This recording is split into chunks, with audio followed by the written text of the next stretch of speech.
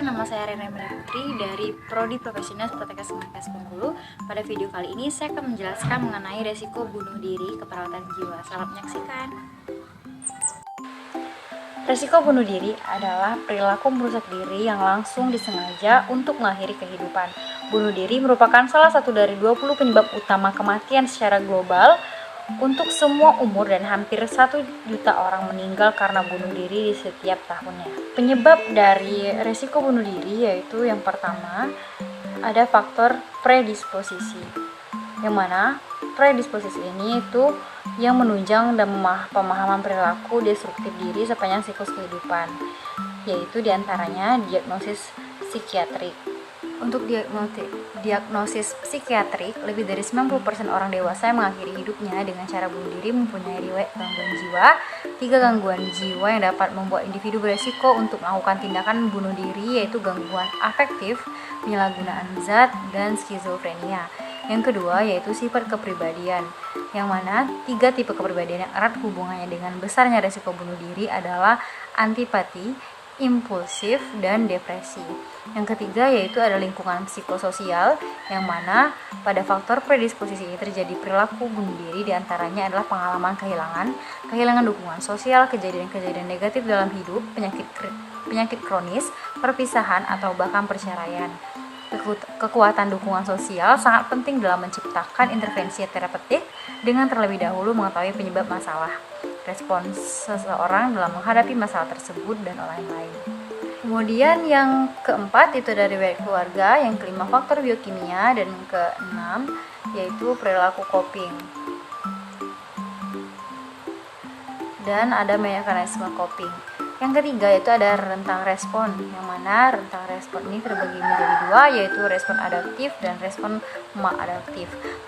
Pada respon adaptif terdiri dari peningkatan diri, resiko destruktif, dan destruktif diri tidak langsung.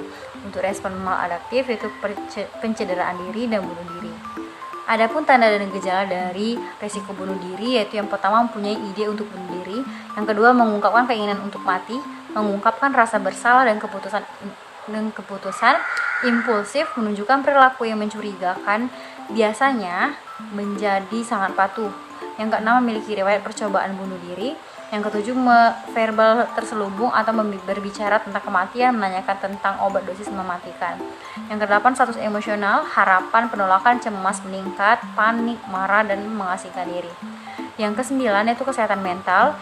Secara klinis klien terlihat sebagai orang yang depresi, psikosis, dan yang ke-10 kesehatan fisik, biasanya pada klien dengan penyakit kronis atau terminal.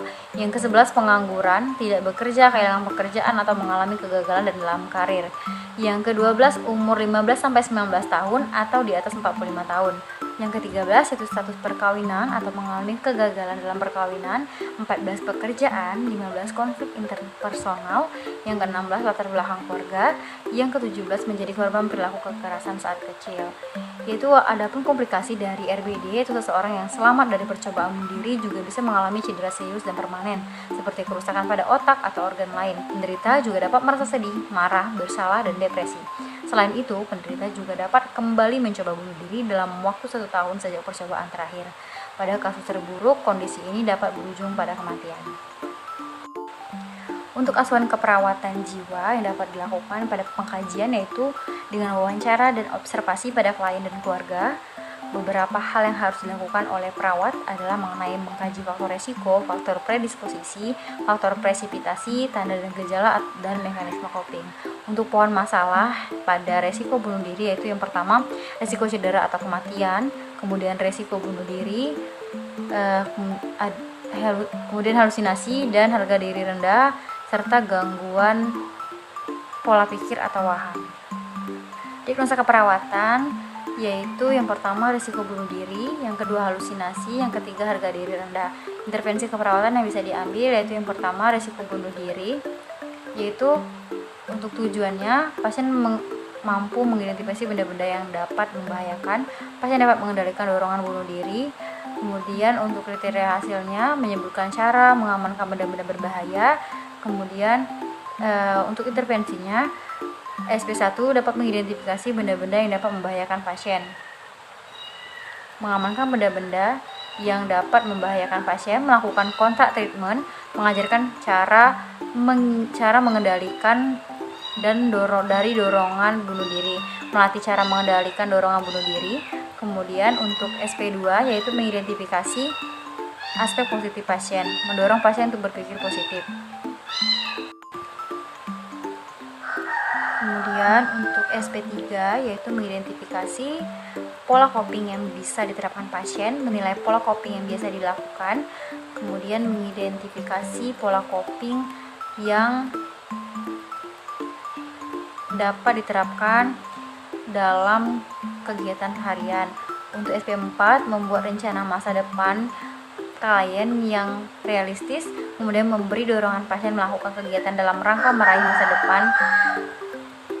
depan yang realistis. Diagnosa kedua yaitu halusinasi. Untuk SP1 nya diskusikan bersama klien tentang halusinasi, isi, frekuensi, waktu terjadi situasi, pencetus, perasaan, dan respon halusinasi. Yang kedua menjelaskan cara-cara mengontrol halusinasi, mengajarkan pasien mengontrol halusinasi dengan cara menghardik halusinasi, menganjurkan pasien memasukkan kegiatan latihan menghardik halusinasi ke dalam jadwal kegiatan harian. SP2 nya pasien mengevaluasi jadwal kegiatan harian pasien, memberikan pendidikan kesehatan mengenai penggunaan obat secara teratur, menganjurkan pasien memasukkan penggunaan obat secara teratur dalam jadwal kegiatan harian. SP3 mengevaluasi jadwal kegiatan harian pasien, melatih pasien mengendalikan halusinasi dengan bercakap-cakap dengan orang lain. Kemudian SP4 mengevaluasi jadwal kegiatan pasien, melatih pasien mengontrol halusinasi dengan cara melaksanakan aktivitas terjadwal, mengatur pasien untuk memasukkan latihan ke dalam jadwal. Diagnosa ketiga yaitu harga diri rendah. Untuk intervensinya SP1 yaitu mengidentifikasi kemampuan positif yang dimiliki, nilai kemampuan yang dapat dilakukan saat ini, kemudian pilih kemampuan yang akan dilatih, diskusikan dengan pasien berapa aktivitas yang dapat pasien lakukan dalam satu hari, bantu pasien menetapkan aktivitas mana yang dapat pasien lakukan, kemudian nilai kemampuan pertama yang akan dipilih pasien. SP2 mengevaluasi jadwal kegiatan harian pasien, melatih kemampuan kedua yang dimiliki pasien, menganjurkan memasukkan kegiatan dalam jadwal kegiatan harian. SP3 mengevaluasi jadwal kegiatan harian pasien, melatih kemampuan pasien, menganjurkan pasien memasukkan kegiatan ke dalam jadwal kegiatan harian pasien. SP4 mengevaluasi jadwal kegiatan harian pasien, melatih kemampuan keempat, dan menganjurkan pasien untuk masuk ke diagnosa ketiga yaitu harga diri rendah. Untuk intervensinya SP1 yaitu mengidentifikasi kemampuan positif yang dimiliki, nilai kemampuan yang dapat dilakukan saat ini, kemudian pilih kemampuan yang akan dilatih, diskusikan dengan pasien berapa aktivitas yang dapat pasien lakukan dalam satu hari, bantu pasien menetapkan aktivitas mana yang dapat pasien lakukan, kemudian nilai kemampuan pertama yang akan dipilih pasien. SP2 mengevaluasi jadwal kegiatan harian pasien, melatih kemampuan kedua yang dimiliki pasien, menganjurkan memasukkan kegiatan dalam jadwal kegiatan harian. SP3 mengevaluasi jadwal kegiatan harian pasien, melatih kemampuan pasien, menganjurkan pasien memasukkan kegiatan ke dalam jadwal kegiatan harian pasien. SP4 mengevaluasi jadwal kegiatan harian pasien, melatih kemampuan keempat, dan menganjurkan pasien untuk masuk ke dalam kegiatan. Itulah tadi video mengenai resiko bunuh diri yang dapat saya sampaikan. Semoga video ini bermanfaat untuk kita semua. Wassalamualaikum warahmatullahi wabarakatuh.